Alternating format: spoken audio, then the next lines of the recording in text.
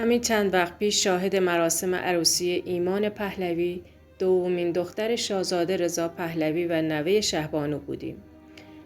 عکس‌ها و ویدیوهایی که از مراسم منتشر شد خیلی زود فضای مجازی رو پر کرد و البته حاشیه و جنجال‌هایی هم به دنبال داشت. عده‌ای می‌گفتند چهره شهبانو فرح به شکل عجیبی تغییر کرده و حتی جوانتر از قبل به نظر می‌رسید. بعضی‌ها این تغییر رو نتیجه بوتاکس و عمل‌های زیبایی می‌دونستند. بعضی‌ها هم پای فتوشاپ و گریم رو وسط کشیدند. اما واقعیت اینه که شهبانوی ایران حالا در آستانه 86 سالگی هستند و همین که همچنان سر و پا امیدوار زندگی می‌کنند برای میلیون‌ها ایرانی که چشم انتظار بازگشت خاندان پهلوی هستند خودش دلگرمی بزرگیه. یادمون نره پشت این چهره آروم زنی ایستاده که در جوانی شاهد سخت‌ترین روزهای زندگی بود. از تبعید و از دست دادن تاج و تخت گرفته تا داغ سنگین همسر و 2 فرزندش. فرح دیبا در 22 مهر 1317 در تهران و در خانواده متوسط و فرهنگی متولد شد. پدرش سهراب دیبا که افسر ارتش و مادرش فریده قطبی بود. او تحصیلات ابتدایی را در دبستان ژاندارک تهران که مدرسه فرانسوی بود و دوران دبیرستان را در مدرسه ژاندارک و سپس مدرسه رازی گذراند. در سال 1336 به فرانسه رفت و در دانشگاه بوزار پاریس معماری خواند. در دوران تحصیل در فرانسه به دلیل توانایی و شخصیت اجتماعی در محافل فرهنگی و دانشجویی ایرانیان شناخته شد. سال 1337 در جریان سفر شاه به پاریس او توسط اردشیر زاهدی سفیر وقت ایران در امریکا به شاه معرفی شد. محمد رضا شاه پس از چند دیدار خصوصی و رسمی با شخصیت مستقل و متین فرح علاقمند شد. فرح دیبا پس از ازدواج عنوان شهبانو یا امپراتریس را دریافت کرد. اولین بار در تاریخ ایران که همسر شاه چنین مقامی رسمی یافت.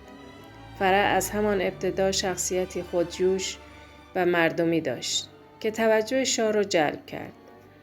نگاه متفاوت او به فرهنگ و هنر و مسائل اجتماعی باعث شد دربار رنگ و بوی تازه‌ای بگیرد. شهبانو فرح پهلوی در دوران پیش از انقلاب نقش پررنگی در امور فرهنگی، آموزشی، بهداشتی و اجتماعی ایران داشت. از جمله توسعه فرهنگ و هنر.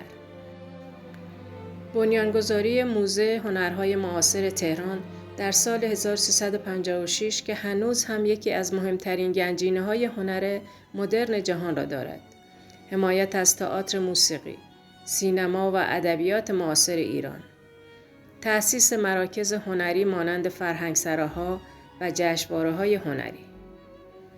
آموزش و پرورش شامل ایجاد و حمایت از کانون پرورش فکری کودکان و نوجوانان در سال 1344 که نقش مهمی در پرورش نسل خلاق ایران ایفا کرد.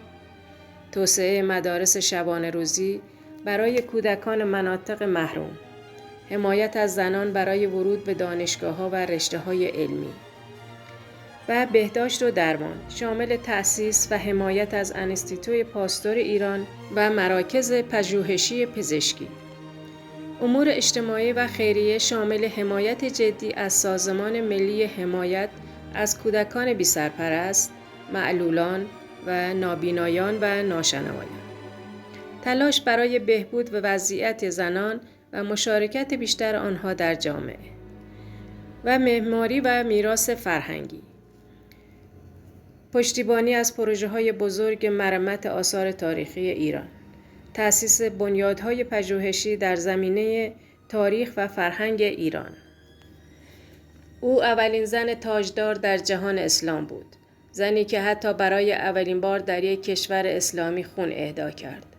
در کنار اینها برای جامعه جذامیان هم زحمات زیادی کشید و با پافشاری او زمین و امکاناتی برای تحصیل و زندگی آنها اختصاص داده شد.